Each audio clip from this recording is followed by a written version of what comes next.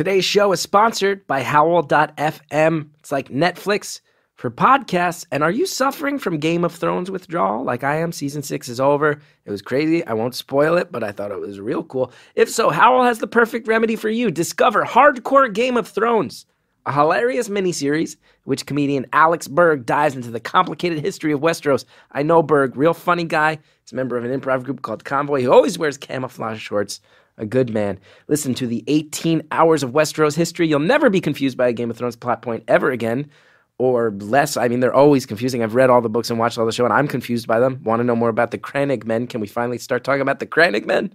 Howland Reed, what's he up to? With Howl Premium, you also get access to more than 150 hours of Howl original miniseries and over 100 comedy albums. If you haven't signed up for Howl yet, you can use code BEAUTIFUL when you check out on Howl.fm to get a month of Howl Premium for free. That's HOWL.fm. Use the promo code BEAUTIFUL for a 1-month free trial of Howl Premium. You guys, I'm very happy to be part of Earwolf, the Earwolf family. They've welcomed me in. They let me try something new, and it's been cool to meet all you guys through it. Another new show coming down the pike. Negin Farsad is hosting a show called Fake the Nation. I hope everybody checks it out. Politics, I'm obsessing over them this year. I bet a lot of people are. I read about them all the time, and it's ripe for stress and debate and also laughs. And Negin's going to bring all those things to the table with Fake the Nation. So check it out. If you are politically minded, if you need the stress relief of laughing in these tense political times, I highly recommend Fake the Nation from Earwolf and Negin Farsad. Check it out. Enjoy it. Oh, hi there. Hello. You're listening to a show. I bet you're wondering who I am. My name's Chris Gethard, and the show is called Beautiful Stories from Anonymous People. It's one phone call, 1 hour, no names, no holds barred. I'd rather go one-on-one. I think it'll be more fun, and I'll get to know you, and you'll get to know me. We have another anonymous phone call that I'm about to send your way. This one was really fascinating to me because there's a thing about this call that I really enjoy, which is that, a lot of people call up and they talk about stories from their past, or maybe they philosophize about things. But this call really takes an interesting turn about halfway through. I wonder if you guys will be as into this as I am, where you actually start to just hear a person live in the present. Stops talking about the past, and I realize we're just in the present, and a lot of it's defined by the location he winds up in and the people he's around. And it's just, to me, it got really interesting. I started to almost feel like I was living this guy's life with him through the phone. It was really a trippy experience for me. Hope it's a trippy experience for you. And thank you, caller, for calling up and being so honest. Check it out.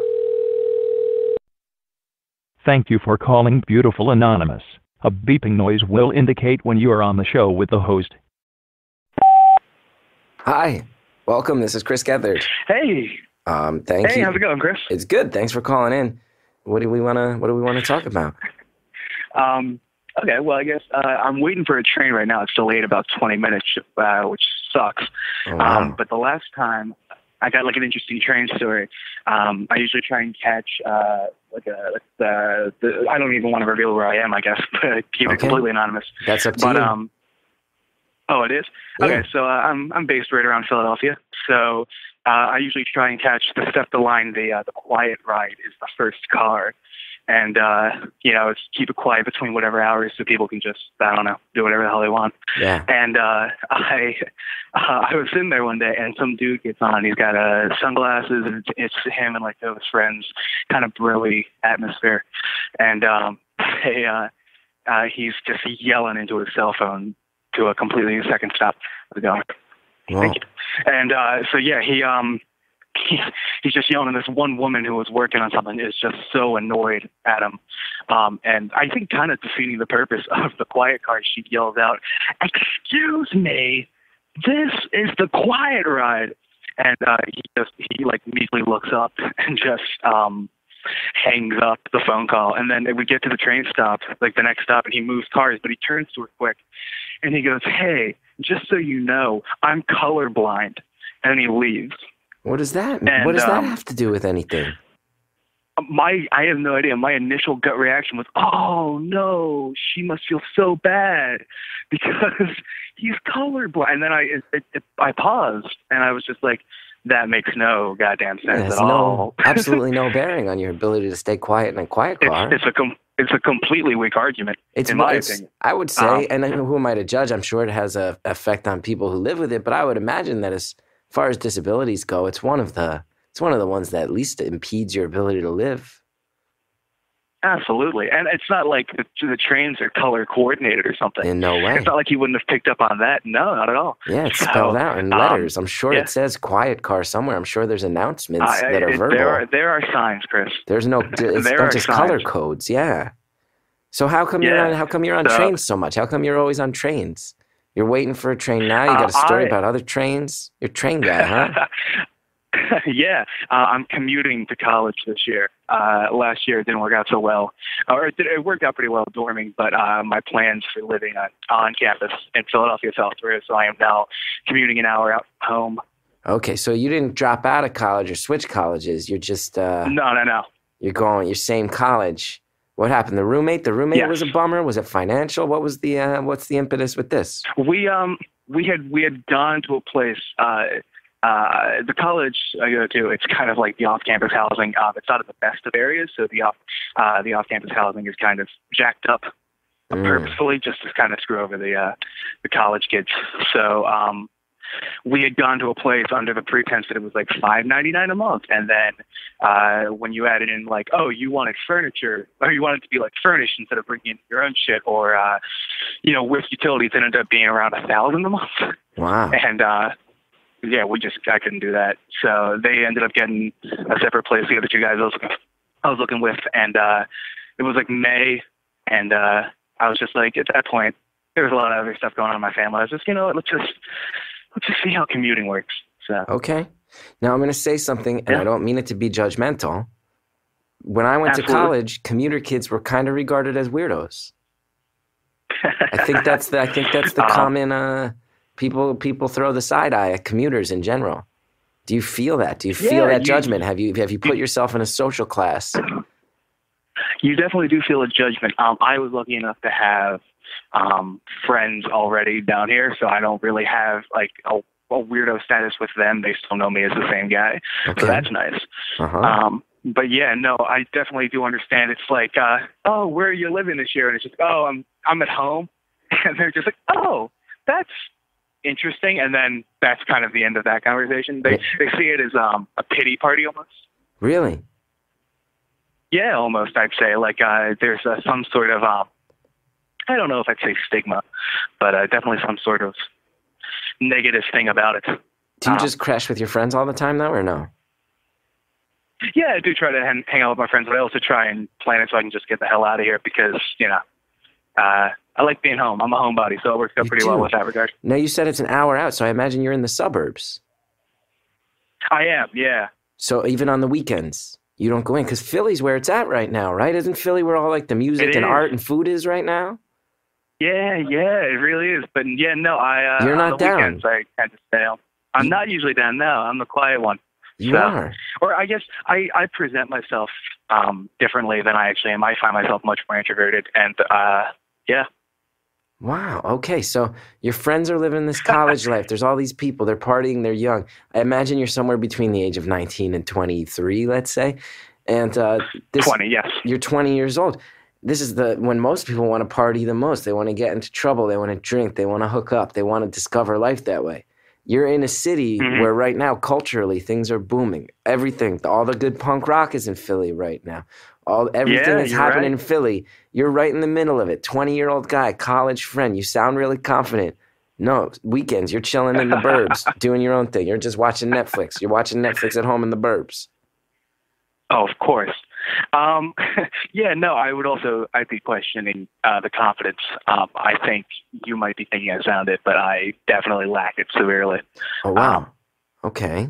Yeah. Okay, well, I'm sorry. Let's get deep. Let's go for it, my man. I got no judgment. This is a judgment-free zone. But you sound, you sound like a person who's very social. This conversation, I would say, has been far more comfortable than most conversations I have. Yeah, no, I can be, but I think, I don't know. I don't know what it is, honestly. I feel a sense of discomfort or a sense of anxiety with everything. I feel like there is a requirement to perform that I can reach, but then I choose not to. Sometimes. I know that feeling. Of like you got to put on a little bit of a show. I also think, and I think you also have this similar background. I was raised Roman Catholic, went Catholic school 12 years. They can tend to stunt your not development, but they definitely make you more fearful of things. They get that fear of God in you real good. Everything's guilt driven. So let's talk a little bit. How would you explain? Because being Catholic back in like the at the turn of the 20th century, the Catholics were reviled as scum, as a virus infesting the U.S. I don't think it's that anymore. I never felt that, but I do feel like there is. It instills you with a deep sense of shame and guilt. Everything's guilt driven. I think that's still very true. I would agree with that. Yeah. And you went to a Catholic school. My parents were going to send me to a Catholic school, but they both went to Catholic school. And at the last minute, they were like, wait, we didn't like that. So I got sent to a public school. I don't know if that was better or worse. Did you go to like an all boys? Was it an all boys thing? No, it was a co-ed school. Co-ed school. The thing was, though, with the Catholic schools, I mean, the Archdiocese of Philadelphia, they're struggling kind of with enrollment. So very small classes. So it's one of those things where everybody kind of knows everybody's shit. And you're just like, this is unhealthy. Especially if, like, you go to school with the same people. I went, the elementary school I had also doubled as a middle school. So it was kindergarten through 8th grade. And did any of those other people wind up high school as well? Were there people you ran the whole gamut with? Oh, yeah. Yeah, so it's like we know everybody's shit for 12 years. And it's just like, I don't know how healthy that is. And are you at one of the Catholic colleges in Philly? I know there's a bunch of those. My brother went to one. My brother went to LaSalle. Yeah, he went to LaSalle. Oh, you know where my brother went to school. Is that weird that I know that? It is a little weird. It makes me feel exposed. It makes me feel slightly unsafe. Oh, I'm sorry. No, it's okay. I don't want to reveal much about that, but I may be friends with Greg on Facebook, but that's fine. Oh, that's good. I imagine he doesn't know me. I'm going to go ahead and guess one thing about you. You might be a fan of Tom Sharpling. True or false? True, but that's actually not how the connection was made with him. Oh, wow. Okay. I'll leave it alone. I don't want to know. I don't want to know. So can I ask something? I feel like it's better with that mystery. I'm going to put this out here. You don't have to say anything you don't want. You vaguely at one point said, I moved home and this and that and the financial stuff. And also I have a lot of family stuff going on. Do you want to talk about the family stuff? You don't have to. You can if you want to. It just stuck in my brain that you mentioned it. It wasn't really a family issue. I mean, there is stuff there, but it's not. That wasn't the reason for the commuting. The commuting was more. My dad was losing his job of 30 years, and up until around like early August, it wasn't really looking one way or another whether or not we were gonna be able to make sure he had a job. So I also just thought it'd be better to not have to worry about paying $5,000 for a dorm or something. That's rad. So you stepped up. You said, "I'll take this social hit on behalf of my family in this time of need, and also it allows me to embrace the fact that maybe I'm a little bit of an introvert who now has a good reason to just hang out in the suburbs every Friday night watching Making a Murderer." Exactly. It becomes a thing of, I'm sorry, I'm looking for the train. It becomes a thing of where, yeah, I do enjoy that, but it's also a question of, I've been questioning a lot if I fall into comfort, if I'm not pushing myself enough to try things. So yeah, that's a big question on my mind recently. What kind of things? What kind of things do you want to try that you're feeling like maybe you're hanging back from? I don't want to reveal too much about me, especially because I think I have friends that are going to listen to this show. Okay. But whenever it comes out, if it's going to come out, I do. I'm kind of involved on. Oh, it will. I'm kind of involved on the comedy scene on campus, and in a pretty big way actually. And I've never extended it to Philly itself. So I've even thinking like open mics or anything, if I can just find something in the city at some point, with regards to that. That's something that I've been thinking about. I've been wanting to try, or just, meeting other people than the 5 people that I will sometimes get lunch with on a daily basis. So I feel like we're at a crossroads here with this thing. Because I feel like you keep dipping your toes in 2 different pools on me here. You're saying, well, I went out to the suburbs there's a financial stuff. There was some deceptive landlord behaviors. My dad's job. We didn't know if we had the money, so I figured it would be the smart, responsible thing to do for my family. But then you also keep slipping in these things like I only get lunch with 5 people. I'm an introvert, and I like hiding from people. So which one is it, man? Which one is it? I think it's one masking itself as the other. Which one is it? I definitely do think it's like I have intentions to come back here. To move back to campus next year. But I definitely do think it was a thing where it was just, I felt out of my element, at least in my freshman year. And then I was like, I think it would be good to just have a breather. I enjoyed the classes. I excelled. I actually do really well in classes. Humble brag. But yeah, it was just a question of... sounded like an outright brag. You know, that didn't sound like a humble brag. That just sounded like you were bragging about your academic abilities. Because here's another thing I know about Philly. True. I like Philly. My brother lives in Philly. I think it's a cool town, and I think especially the last 3 or 4 years, it's gotten like really cool. And like, has it also gotten? You tell me. Has it also gotten like a little less? Like I always used to feel like Philly was kind of like a rough town, but now it feels like as a comedian, I once got in trouble because I wrote an article about how it's a really rough town to perform, but I actually feel like the past 5 years in particular, it's become one of the most art supportive. It feels like a very art supportive place now. No, I do think it's nicer in some places than it is in others. Because here's one thing. You said all the financial stuff and they bumped the rent up to $1,000, which first of all, I will say this, as a New Yorker, the idea that you're like, an apartment costs $1,000 as a New Yorker, it just makes me so angry that I live in a place where that's like a pipe dream to live for $1,000 a month. But Philly, if you wanted to find a cheap place, you could go find a cheap place. There's cheap places to live in Philly. You don't have to move all the way back home. You could have found another room. That's true. So you're hiding out, man. That is true. You're hiding in the suburbs. You're hiding from the things that scare you. You can't face down your demons because your demons live in Philadelphia. It's the city of brotherly love for some, but for you, it's a city that fills you with fear, and you're scared to face it down, so you're out in those burbs. True or false? I'd say half true. I'd say you're right. I do think there definitely is some animosity. You did respond to that with the well-evened, the even-keeled, well-thought-out tone I have come to expect from this conversation. Are you expecting a bold hot take at some point? I was trying to break you. Deliver? I was trying to break you emotionally. At that point, I was really gunning to try to get you to really I was hoping for like a long withdrawn pause, and then you'd let out a sigh and maybe start quietly weeping, and then I'd ask you if you were, and you'd deny it. But instead, you were like, "No, I've thought about all this stuff, and I know my deal, and yeah, it's a problem, but I'm going to face it down." I was surprisingly level-headed, and you know what? I think that I appreciate that I was able to keep that composure. You were. I'm proud of myself in this moment. You should be. You should be. No, but going back to that, to the area situation. You went to LaSalle. I go to Temple, which is right a stone's throw away. Oh, nice. My brother went to LaSalle. I went to Rutgers University. Oh, your brother went to LaSalle. I'm sorry. That's You're okay. Right. I went to Rutgers, and your football team keeps stealing commits, keeps stealing high school kids from our football team. I don't particularly care about football, but I noticed this running thing where Temple keeps getting all the Jersey kids. Yeah, and today's the signing day, isn't it? It is signing day, and you guys got that coach, Matt Rule, right? Everybody loves that coach. Yeah, Coach Rule, yeah. Because they want to build a stadium now, and that is not going to fly really well. Really? Now going to build a stadium. Here's the thing I like about Philly, because Temple had a really good football season this year, right? But historically, they're not like a sports powerhouse, right? Like they come and go. Historically, they've been terrible.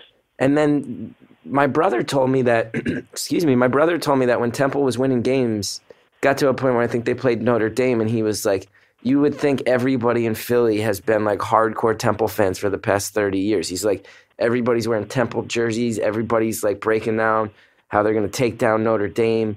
It seems like Philly rallies hard around the underdog stories. They do. Absolutely. They love the bandwagon onto an underdog. Yeah, and then, of course, they lost that game to Notre Dame. I was excited for it. You were? Of course, I watched it from the suburbs. But yeah, it's interesting to see everybody kind of latch on to something and really want it to happen. Like I think they had pitched the stadium originally like 2 years ago, and it was like, yeah, okay, we're not gonna, like, why would we do that? That's gonna be a waste of money. But now you have one good season, and everybody's like, I think this is a feasible and economically sound idea. Wow. That we should absolutely go forward with. Yeah. So do you fashion yourself an underdog? Are you in the long lineage of Philly underdogs? I would say yes, maybe. I don't know. Does that sound like self-centered? I feel like that sounds a little self-centered to call yourself, champion yourself as an underdog. Well, I think if you're I know that's kind of your... I mean, that is. If it's self-centered, then I'm the biggest narcissist on earth because I have long proclaimed myself an underdog, proudly. But I do think there's something funny. There's something really low self-esteem about saying, like, hey, are you an underdog? Which naturally means like you're a guy who's not on top, who's like fighting for things and struggling. And you're like, I would say that I'm that, but that might be self-centered. That might be arrogant to say that I'm struggling. To say that. Yeah. To say I'm not on top might be arrogant of me. That shows a lot. That shows a lot about how you're thinking out there. Yeah. I think I definitely, I've never gone to a therapist to seek help because I don't think I know people who have situations much worse than me, and I know that, situations can vary, and that doesn't mean one situation is worse than another, but I've never sought out help, but I do think I definitely suffered from anxiety, and I think that kind of drives me to think that every accomplishment I get is lesser than, in a way. I get that. Yeah. What gives you the most anxiety? What is it? What triggers it the most? This seems like a good time to take a quick break. We're going to be right back with the conversation. Believe me, it'll just be after this.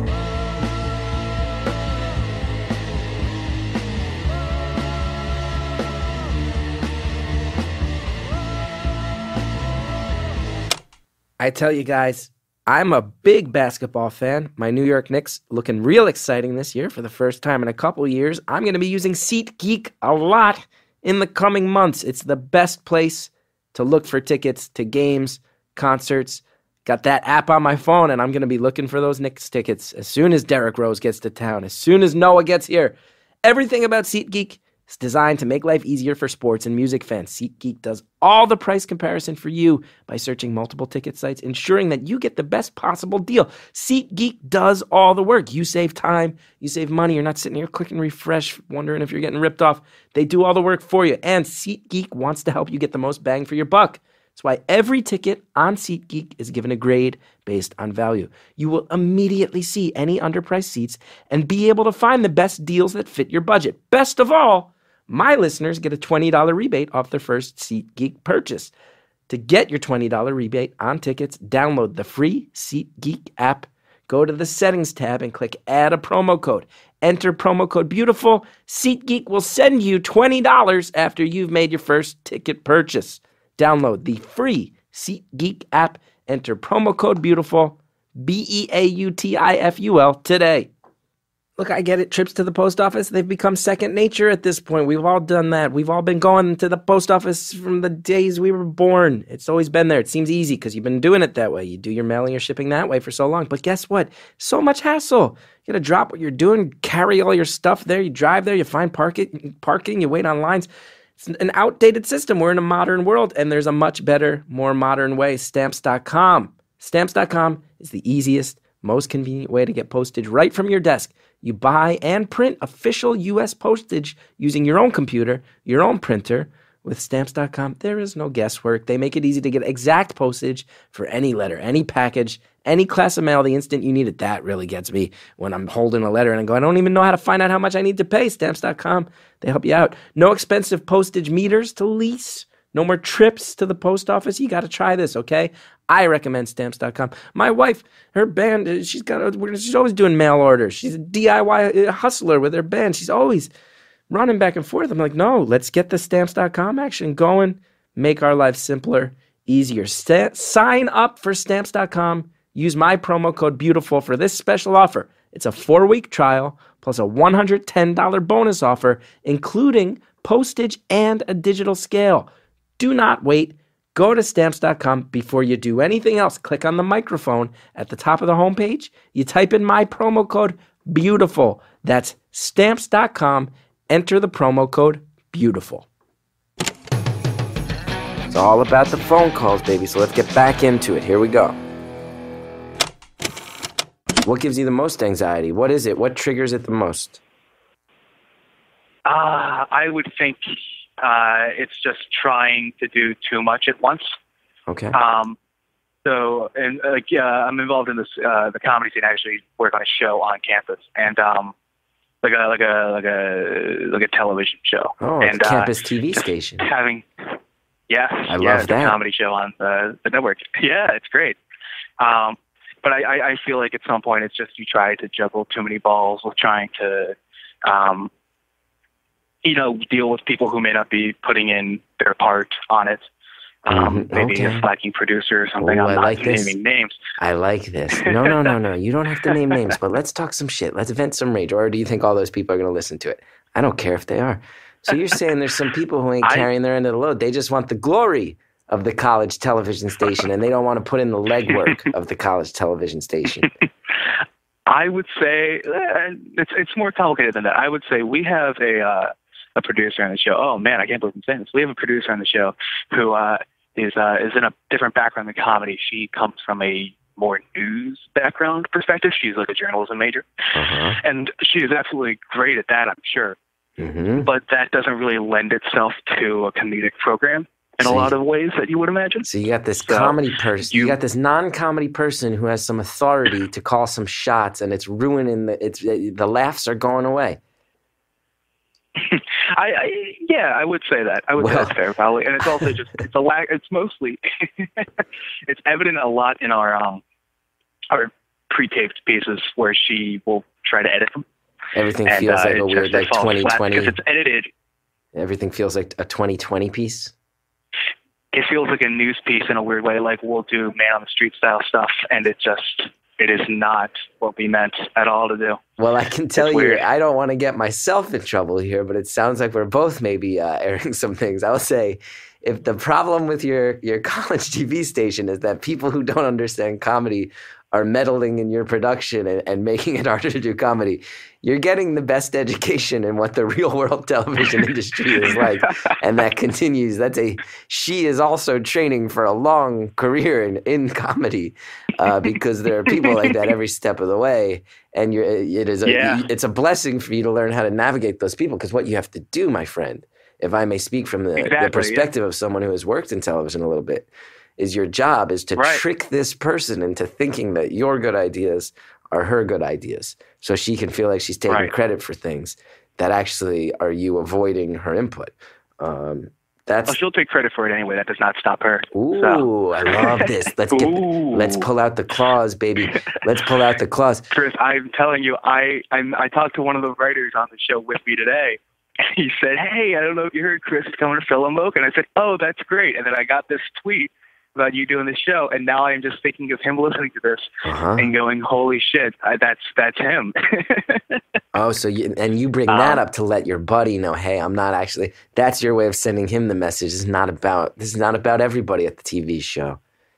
Oh, I enjoy a lot of the writers. I think all of the writing team I enjoy. That's good. I'm actually the head writer, which I think is again completely ridiculous to me, being the feeling this like anxiety, or maybe it stems from it. I don't know. So wait, how do you pull that off if you don't even live on campus? It's painstaking. Well, we do a lot of work via email and Google Docs and stuff. The internet has kind of changed that. Yeah. And I think also you brainstorm independently and then come together and figure out what pieces work best and what doesn't. This is a campus station, so this means you don't even get the station.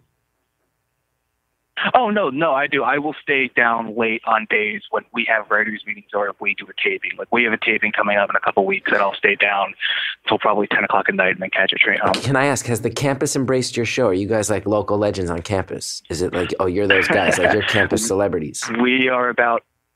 No, I would not say I'm a campus celebrity. Okay. I would say we're about 1 year in, and we've had one host change because the former host graduated. So we're trying to find our footing. Do you get lots of emails? Do you get the feedback? Are you starting to feel those people reaching out saying, hey, you guys are onto something? I like it. I think so. We get support from we have like an academic advisor who will assist us with the production and everything. And I think he is really glad that it exists and that it's a thing. But I think we aren't really latching on yet as much as we'd like. What do we got to do? What do we got to do to get this news producer to quit? What do we got to do to ride her out of town? What do we got to do to get her to leave Philly forever? She's going to do that herself. She's graduating in about a semester. And are you counting down? You're counting down the days. You're counting down the days. You're counting down the hours. You are. You're a very nice guy, and you're very well natured, and that laugh is the laugh of a nice guy. But deep in your heart, you're like, oh, May can't come soon enough. May can't come soon enough. And then as the head writer, I'm going to step up and try to install a puppet dictator that I can secretly control for the next few years, and some weak-willed person that I can just call my shots and they'll just sign off on them. That's what you want. No, I think that's already kind of being done. We have a lot of writers are stepping up to be producers. So I'm very happy about that. So they're pushing back the tide of this dictator, this news dictator. There's a quiet rebellion happening. Yeah. I'm sorry, I just have to pause and say I still have not gotten my train, and I don't know where the fuck it could be. I'm so intrigued by that. I'll tell you what. I remember when I was at Rutgers and I used to come into New York to do comedy stuff. If you're an anxiety-riddled person, being a commuter is one of the worst things you can be. Just putting your schedule in the hands of public transportation, if you're prone to anxiety, is just about the worst fate you can have. You're full of anxiety. And you can't see that I'm nodding, but I am nodding. I can feel it. I can feel it through the phone. Especially because we had that snowstorm recently. I think, New York got it too. Oh, yeah. Yeah. But then it went back to being unseasonably warm in a way that's actually kind of terrifying. Exactly. It's nuts. But yeah, so that was a fun experience, especially because every other school, not the colleges, every other like high school and everything, they shut down. And then I'm waiting at like a diner at 7:00 at night, and I get a notification that I have to go to college. I have to go to classes tomorrow, and it's just like, okay, we're going to figure out how that works. Oh, man. And of course, because I am that anxious person, I won't miss a class. Are you kidding me? Yeah. So, you got stomach problems? Do you get the stomach problems from the anxiety? I don't get the stomach problems. No, I do notice, I don't know if it's related to anxiety or related to just me being a more rotund person, but I do have like gas stuff as of late, which is weird. You're a rotund and gassy man, is what you just said. I want to just underline that. You just did reveal yourself as a rotund, gassy man. I'm like a less white Michelin man, Chris. Interesting. It's a very vivid description. Thank you. Yes. So no, I don't really get the stomach things out. No, mine's more just like, holy shit! Can you hear that? Yeah, was that a gunshot? What was that? It's not a gunshot. I think somebody's taken a dumpster and just trying to dump it into a trash truck.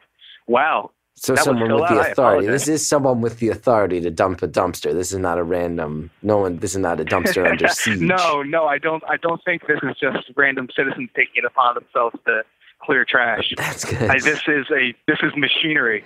Yeah. So I apologize for that. I completely forget what we were talking. The last thing you need to apologize for is a dumpster being dumped. You have nothing to do with that. You have literally nothing to do with that, and there's no world in which you need to apologize for a routine garbage cleanup in a train station. That's not on you, bro. Well, thank you, Chris. Again, Catholic guilt grained into it. Yeah, it's really in there with you, huh? It is pretty grained in me. Yeah.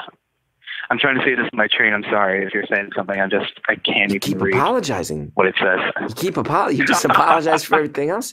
You don't have to apologize, man. Should I apologize for apologizing? No. Oh, this one. I could catch this train. You're gonna jump on that train? Yeah, I'll catch this train. I'm gonna catch on this train real quick. I think I'm gonna try and stay on the call. I don't know how much time we have. Ooh, I would love that. We have 31 minutes and 23 seconds according to my clock. So there you go. You're gonna sit on this train and enrage Philly commuters. Yeah, maybe we can we'll see how this goes. Okay. I'll see how crowded it is. So walk me I don't through know it. if I I want can you show to my narrate it. I want you to narrate it as you get on the train. I want you to tell me what you see. I want you to out loud tell me what kind of other people you see on the train. And I know that will fill you with anxiety, but I want to know. I want to know. I want to be able to shut my eyes and visually see this. Because this could be, I don't know exactly where you live. This could be SEPTA. No, but you said Philly Archdiocese. So, yeah, it's probably SEPTA. It's probably not NJ Transit. We're talking SEPTA here, I You imagine. are correct.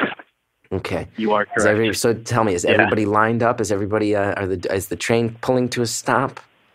Are people jostling to get to? Yeah, we're on right now, actually. You're on. You've walked onto the train. Uh-huh. Are there seats? Are there seats available? Are there empty rows? Are you going to have to sit next to a stranger? We worked it out. I'm in my own row. You're in your own row. Are we talking a 2-seat row or a 3-seat row? Is there the potential that 2-seat row, probably no one joins. 3-seat row, someone might join. Someone might sit on the end. We're talking about a 3-seater.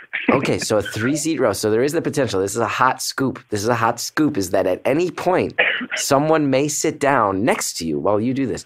Do you put your bag down in the middle to make sure no one sits next to you? Like directly next to you? You just nailed that. Okay, so you got your laptop. I imagine you're going to school, so this is either a backpack or a laptop bag. Sitting, I can see it. I'm actually heading home, but yeah. Oh, you're heading home. Great, but still I worked my applies. day, yeah. Yeah. Mm-hmm. Now, can you do me a favor? Can you do me a thing? If I'll someone does come and sit with you on the 3-seater, can you try to convince them to also get on the phone just for a second? Is there anyone? In fact, how crowded is this train car? Is there anyone you think, if you're looking around, and you're an anxiety-riddled man, so I know this might be a lot to ask, but maybe we can overcome some of these demons together right now. Do you see anyone on this train who you think might also be willing to talk with me on the phone just for a minute? I'm looking around. I am not entirely sure of that. I'm also talking into my earbuds. Okay, you're talking into earbuds. Which, by the way, I did not realize was a thing that people did until I started going to college. Uh-huh. I didn't realize. I just thought people were talking to themselves for a solid 2 weeks. Yeah. And I just accepted that as a fact. So you thought the world was crazy. You thought like 30% of the people walking past you on the street were just out of their minds. Absolutely. I like this. I mean, you're 20 years old. You're in college. You're going from the burbs to the big city, and you're learning about the world every step you take. I love that. I love that. Okay, so I know you're going to have to speak quietly. One thing I do anytime I get on a train, especially not like a subway, but especially the type of train you're on, who you look around. I always look around and try to gauge who's the person I need to be most worried about here. Who's going to flip out? Who's the person that... So I know you might need to speak quietly, but tell me who that person is. Who's the person that's raising the most red flags on your train car? I think it may be the person across from me. The person across from you? I don't know if you could hear that. Uh-huh. Mm-hmm. I did hear someone talking in the background. I assumed it was a ticket taker. Was it not? Was it the person across from you? It was. No, Okay. It was, trying to just announce where we're stopping next. Okay, so that was the ticket taker. So we got a person across from you. They're a little bit concerning. I know you can't outright say things that would indicate who this person is, but just as descriptive as you can get, what are the concerns with this person?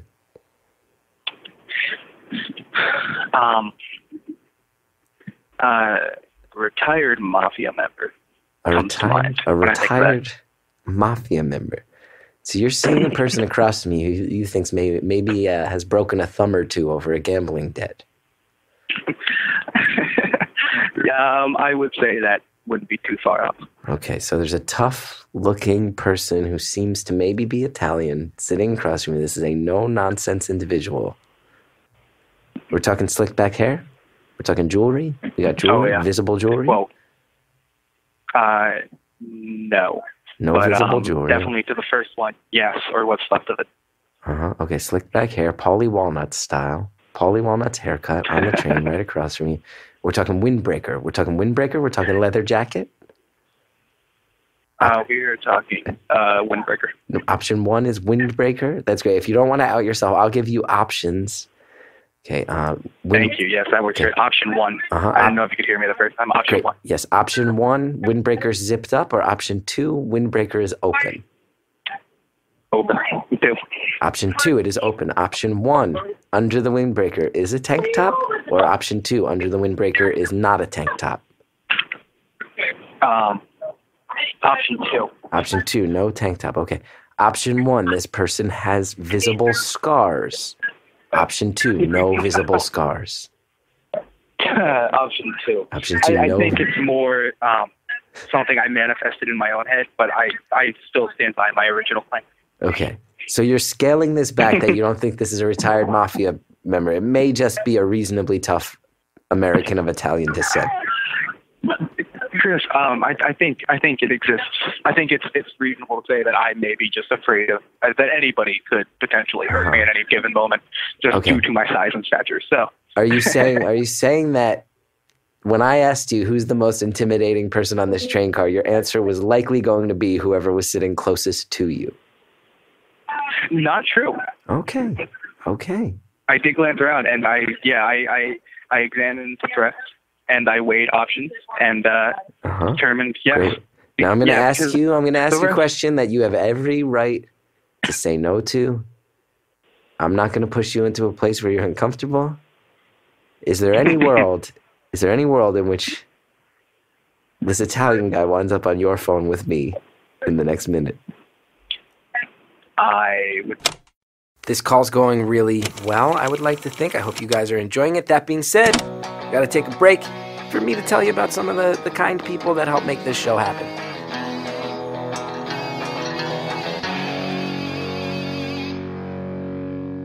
Today's episode sponsored by Squarespace. Whether you need a landing page, a beautiful gallery, a professional blog, or an online store, the ever-important online store, it's all included with your Squarespace website. Squarespace, very easy to create a website. Simple, intuitive. You can't mess it up. You add, you arrange your content. You can do it just with your mouse. Free custom domain. Squarespace makes adding a domain to your site simple. You sign up for a year, you receive a custom domain for free for a year. Could not be more easy to understand. And I tell you, I've had that experience. I've mentioned this before. The Chris Gethard Show's website. We needed this thing up online. We needed to move quick. Where did we go? We went to Squarespace, and our fans loved it. They loved it more than the fancy pants pro designer website we had been using, which was very confusing and not intuitive, like Squarespace is. They got all sorts of templates, seamless commerce tools, customer support. Squarespace offers 24/7 customer support, which is great for people like me who don't know what they're doing. You get on there, technical problems, whatever, however trivial it seems, they will answer your question. They're always online to assist you. Start your free trial today at squarespace.com. Enter offer code CG to get 10% off your first purchase. CG like Chris Gethard, which is my name. Squarespace.com. Promo code CG, 10% off your first purchase. Squarespace. Set your website apart. I am happy to report it's time to return to our call. Is there any world in which this Italian guy winds up on your phone with me in the next minute? I would be very surprised, and I don't think that's a possibility. You're not talking to this guy. This guy is not a guy who you just like try to strike up a combo with. This is not a dude where you're like, hey, you want to talk on the phone with the people I'm on the phone with? This is not that guy. Hey, do you know what earwolf is? Yeah, do you know what earwolf is? Yeah, I don't think that Comedy Bang combo's Bang, going to go too Hollywood Handbook. Marissa Wampler, you big Marissa Wampler fan, bro? You want to wamp He's it a up? Skylar Brothers fan, I think. You like John Gabris, bruh?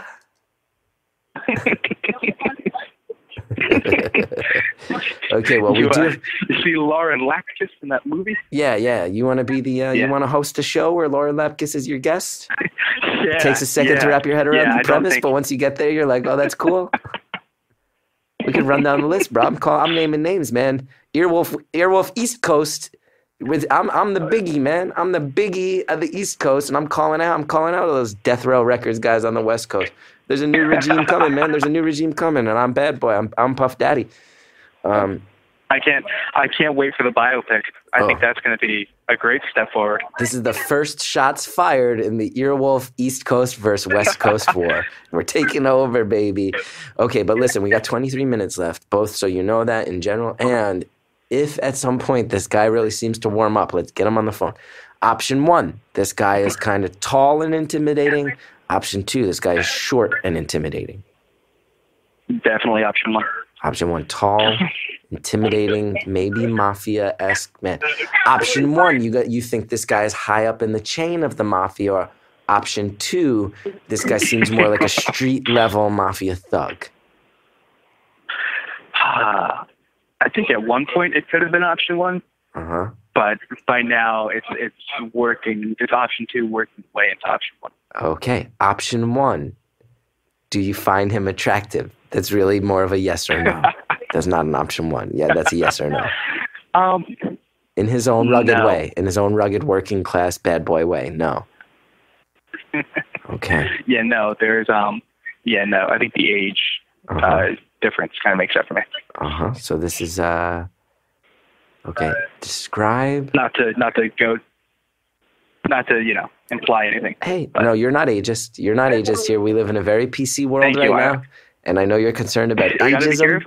You got to be careful about literally everything that comes out of your mouth in this day and age. And I appreciate you immediately making clear you're not ageist in an anonymous phone call as you describe a man on a train. Okay. Describe. Can I, Oh, yeah. Can you what? Oh, no, I don't know if this is generally in the format of the show, but it was a conversation I had last night, and I wanted to kind of field a comedian's opinion on it. Sure. So you want to move on from this Italian man desperately. You'd love to move on from this Italian man. Very much so. Okay, great. Because I'm squeezing as much juice out of this piece of low-hanging fruit as I can.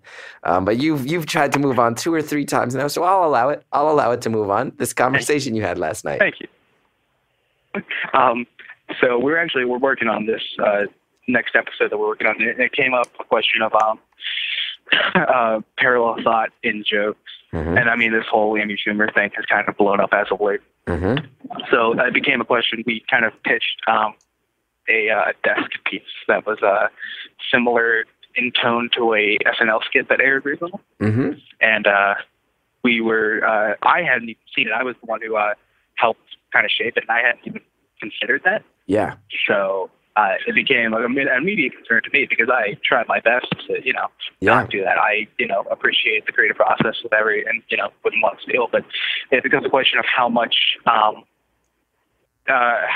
hard should one be on oneself when they can see parallels between jokes or art or anything.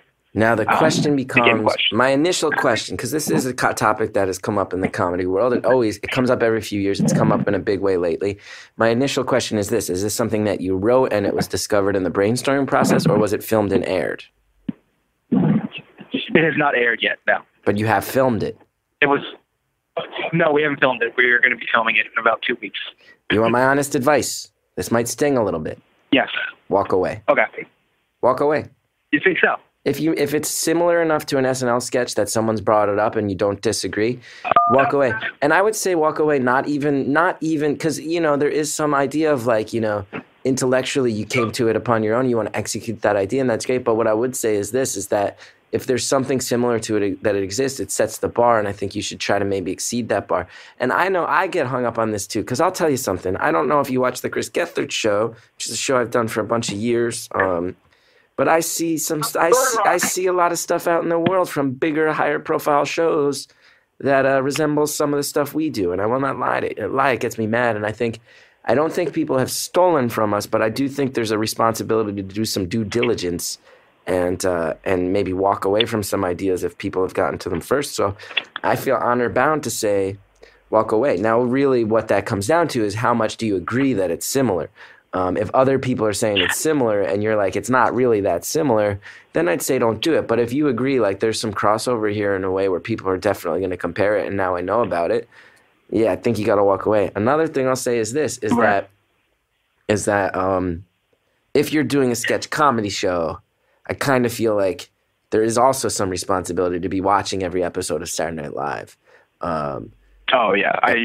It's not a sketch comedy show, but I do already do that. Yes. Yeah, that's good. That's good. Because that's another Yeah. thing that gets me is like, is sometimes people will say like, you know, like, oh, this was a joke from this is a joke from this show, and people are like, oh, I didn't see it, and it's like, well, that's in your field, and it's the most popular show in America or whatever, so you gotta, it's probably on you to keep an eye on them and not vice versa. So I don't know, but I just think as a writer, as a creative person, my impulse is always, oh, somebody comparing this to a thing that's already been done, let's walk away. And that's not to be said that I don't fall into it myself. I was recently doing a stand-up bit, and then my friend Mike Birbiglia pointed out to me that Chris Rock had already done that joke.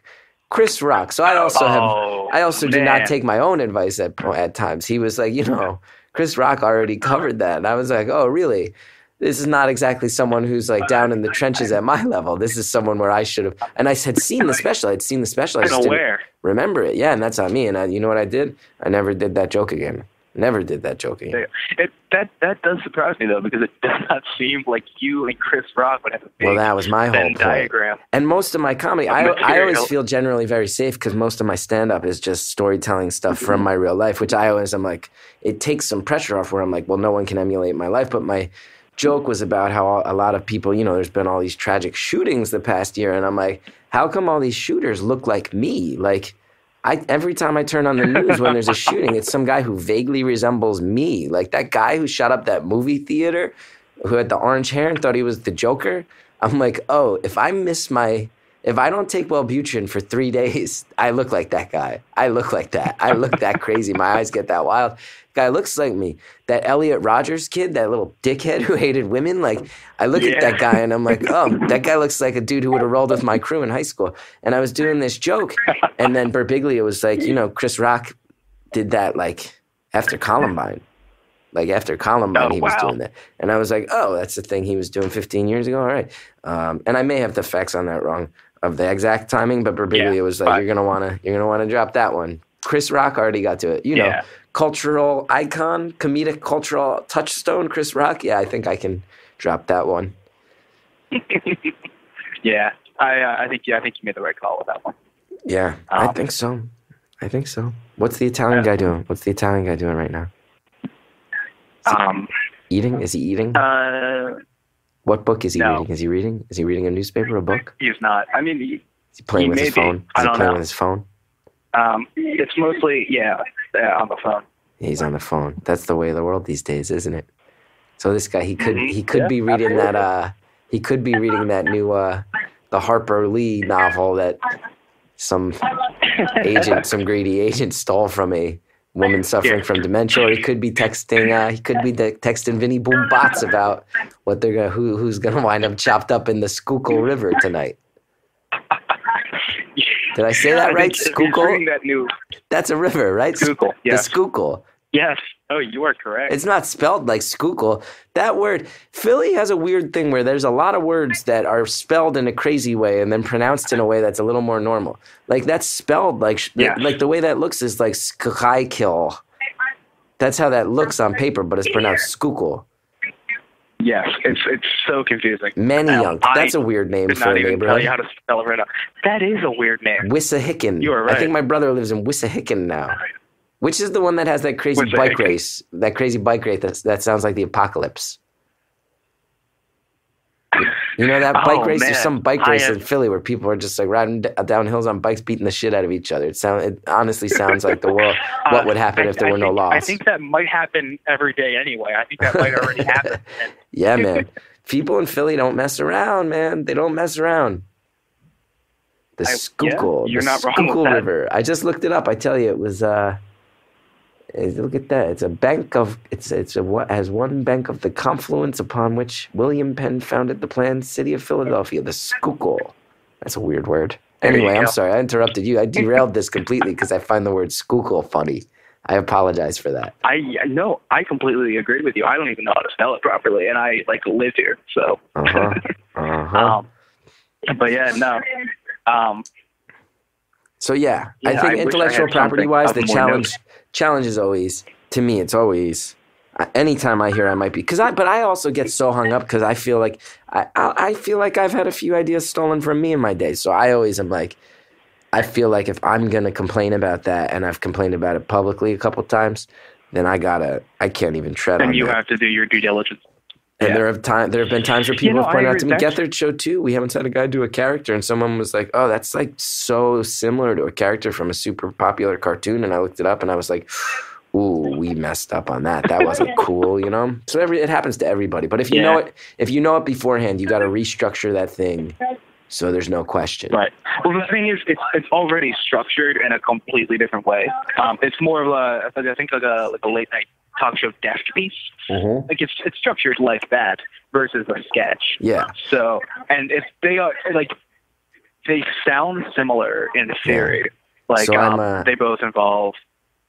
I'm reading between the lines here. You think there's somebody who's a little too sensitive in your group? You rolling your eyes at it?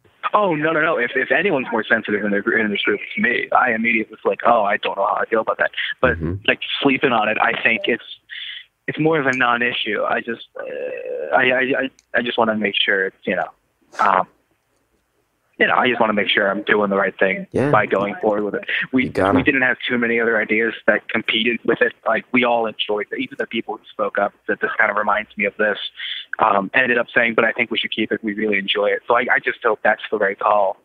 Well, yeah, and it sounds like you're thinking about it, and I think it could also be a good challenge to say, how do we protect this idea that we all like in a way where no one raises this question? It could be a good writing exercise. Right. And I'm saying this not in a condescending way at all. I hope this doesn't come off condescending. But I remember doing comedy in college, and that's also the time to make those mistakes and to experiment with how much you can do that. Like, at the end of the day, this is a campus TV station, and it is a safe space to create, and it's an interesting challenge to yourself to say, how do we use this platform now at this stage of our lives and careers to see if we can't figure out ways to brainstorm and solve this problem?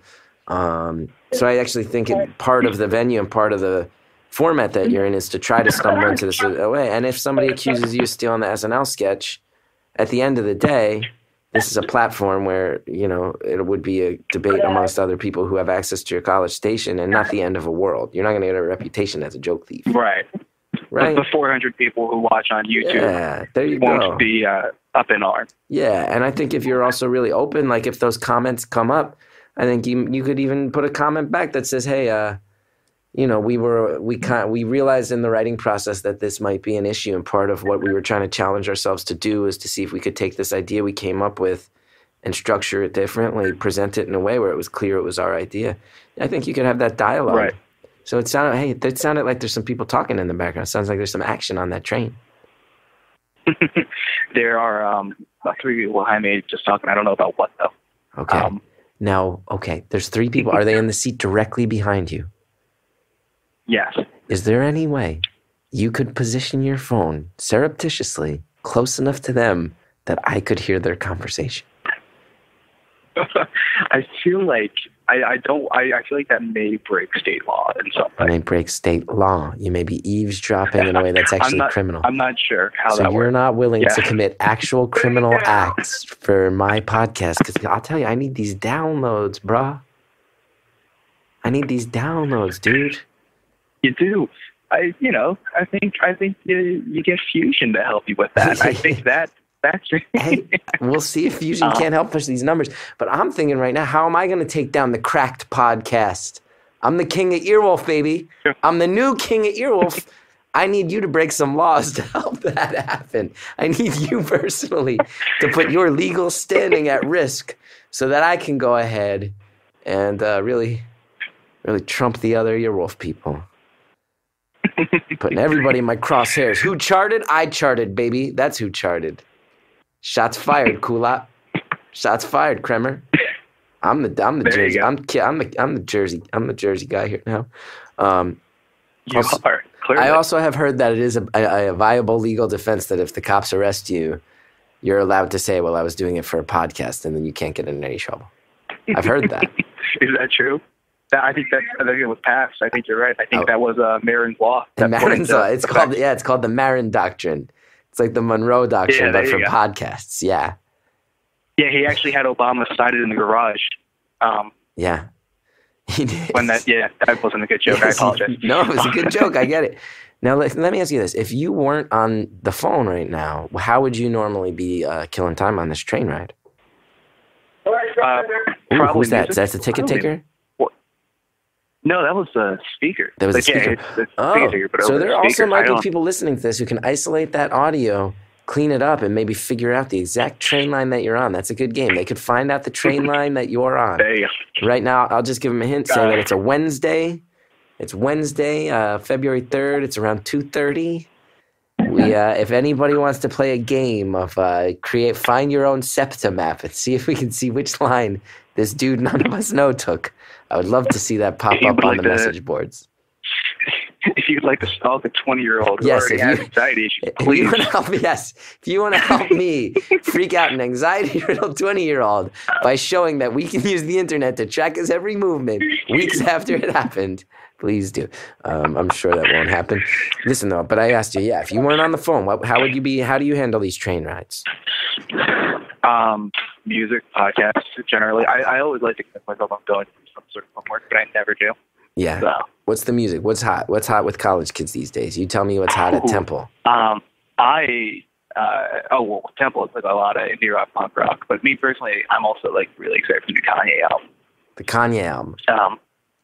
Mm-hmm. Do you like the punk rock too and the indie rock too, or no? You lean more towards the hip hop? I definitely like the indie rock. The punk, it can vary for me. It depends like what it is. I was never really into that. I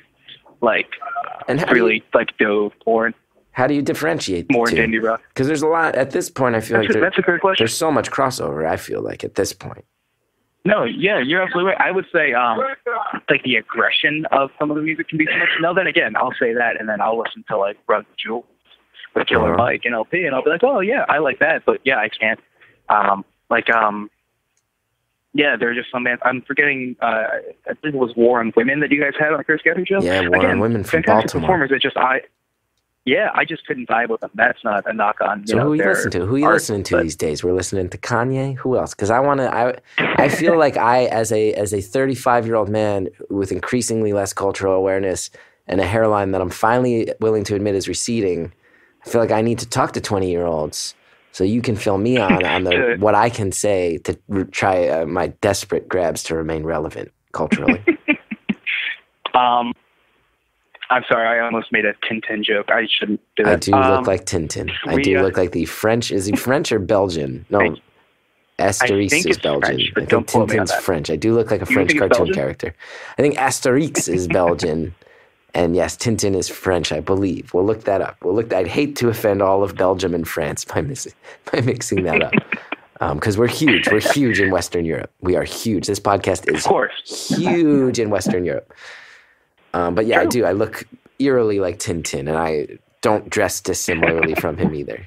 Who you listening to? Admitting it is the first part. We got 5 minutes. 5 minutes. Oh, 5 minutes? Okay. Kanye. I was listening to Kanye. Yeah, I was listening to Death from Above 1979. Death from Above 1979. Okay, Death from Above 1979. That's not like I'm excited for LCD sound systems to be back. So LCD I'm kind of torn on that as well. system. Very cool. Very cool. Okay. Cool cats. I tried. Who else? You listen to the local Philly cats. Do you listen to the local Philly bands? I do. We have you got Swearin', you got Waxahachie, you got the Super Weeks down there. Who did you say? I'm sorry. The Super Weeks. You got the Super Weeks. That's a good band. Waxahachie, Cayetana. I'm cooler than you are, man. I'm asking you for the references. I'm telling you it's the cool bands. Chris, you are apt. I will not do that. Again, remember, I'm the guy who is commuting an hour to and from every day. So. Hey, man, you and I are very, very similar people, and I think that's why this conversation has felt comfortable to me. Well, thank you. Is the Mafia guy listening to music? Does the Mafia guy have headphones in?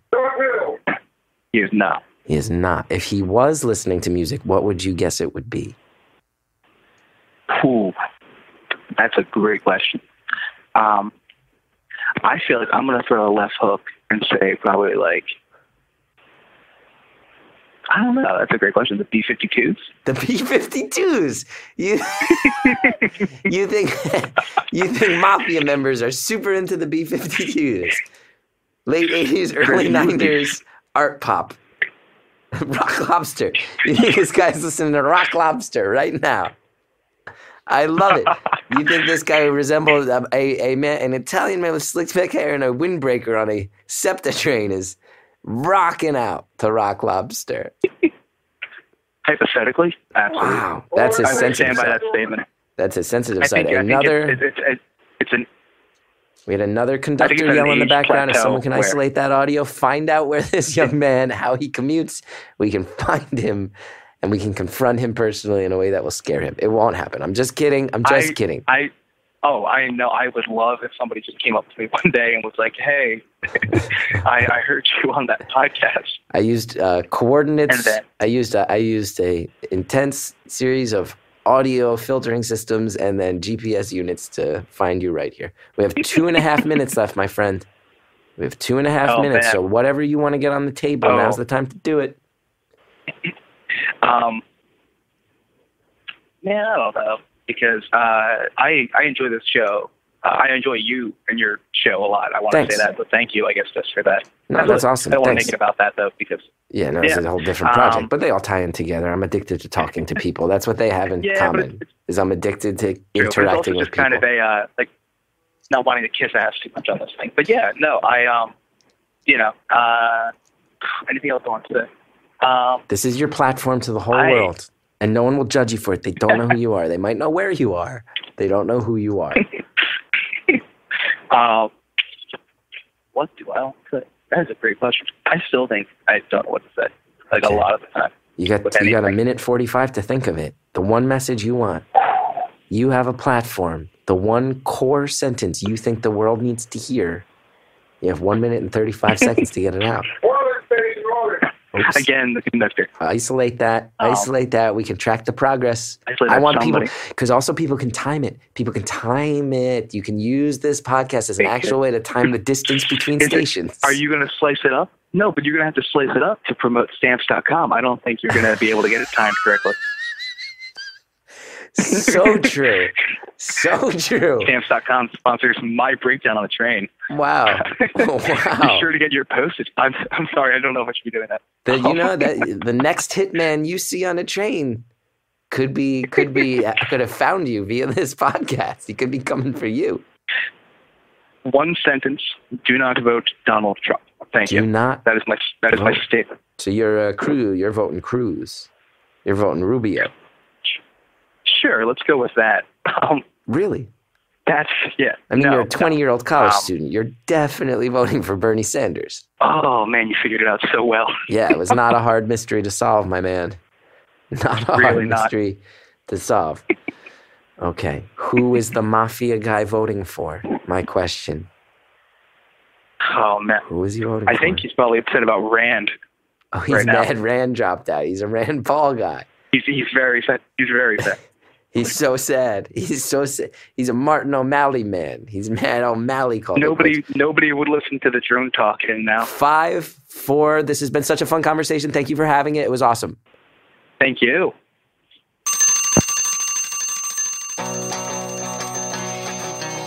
I felt like I was on that SEPTA train. I felt like I was seeing that mafia guy in my head. Grew up with a lot of people who fit that description. Thank you, young man, for calling in and sharing all of that with us. I hope everything works out with your sketch TV show. I hope everything works out with your commuting and your living situation. And I hope you overcome the social anxieties that are clearly driving some of your life choices. We've all been there, and I hope you overcome it as well as many people do. I want to thank a few people. I want to thank Shellshag for the wonderful intro music. I hope everybody out there digs those catchy tunes and goes and gets more from Shellshag. I want to thank Greta Cohn, the Reverend John Delore, for turning this podcast into a listenable product and not just me rambling. So we're out here. We're doing it. I'm also out there in the real world sometimes. ChrisGethard.com for touring dates. This is Beautiful Anonymous. Maybe you'll call in and I'll get to talk to you someday. I'd love that. Sincerely, have a good one.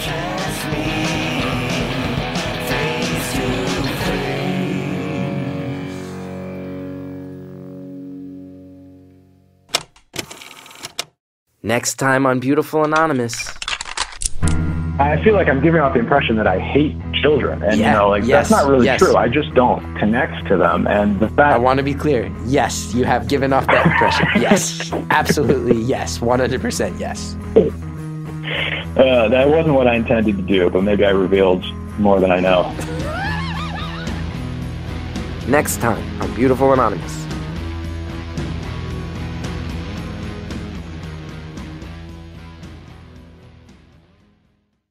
Hello, hello. This is Negin Farsad, the host of Fake the Nation, where we talk about politics, we talk about news, and we have a laugh. We were laughing. Every week, a cast of my funniest, smartest, and most politically astute friends, people like John Fugelsang, Liz Winstead, Dean Obeidallah, and others, tackle all the major issues like climate change. America leads the world in people who think climate change is fake, but pro wrestling is real.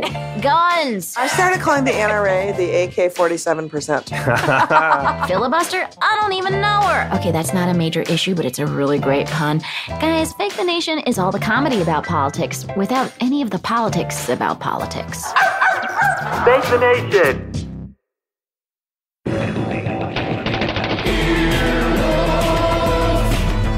This has been an Earwolf production, executive produced by Scott Aukerman, Adam Sachs, and Chris Bannon. For more information and content, visit earwolf.com.